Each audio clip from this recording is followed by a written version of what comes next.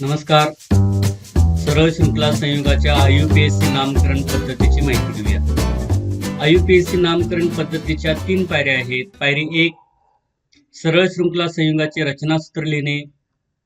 तर कार्बन अणूंची संख्या मोजून जनक अल्केन शोधणे. जनक अल्केनचे नाव इंग्रजीत लिहिणे. पायरी 2, रचनासूत्रात क्रियात्मक गट असल्यास जनक अल्केनमधील शेवटचे ई अक्षर काढून त्या जागी क्रियात्मक गटाचे संक्षिप्त नाव प्रत्यय म्हणून जोडणे. अपवाद हॅलोजन गटाचे संक्षिप्त नाव उपसर्ग म्हणून जोडणे. 3 पायरी, कार्बन शृंखलेतील कार्बन अणूंना अंकन करणे. हे अंकन करताना क्रियात्मक गट ज्या कार्बन अणूला जोडला आहे त्याला लहान अंक मिळेल असे अंकन ग्राह्य धरणे.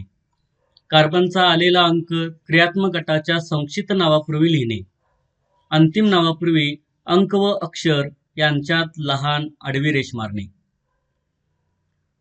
उदाहरण पाहूया. CH3-CH-CH3OH.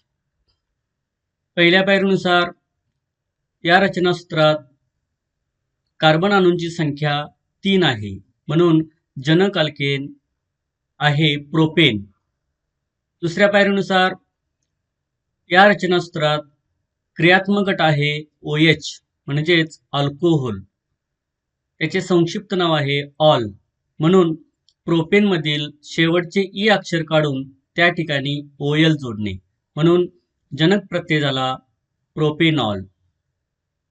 तिसऱ्या पायरीनुसार या कार्बन अणूंना अंकन करू.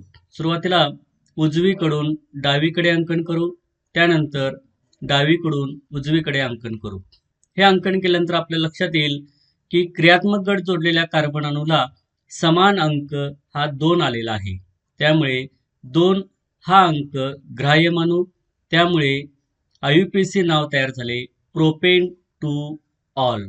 म्हणून CH3-CHOH-CH3 या रचनासूत्राचे IUPAC नाव आले प्रोपेन टू ऑल. धन्यवाद. असेच आणखीन व्हिडिओ पाहण्यासाठी चॅनेल सबस्क्राईब करा.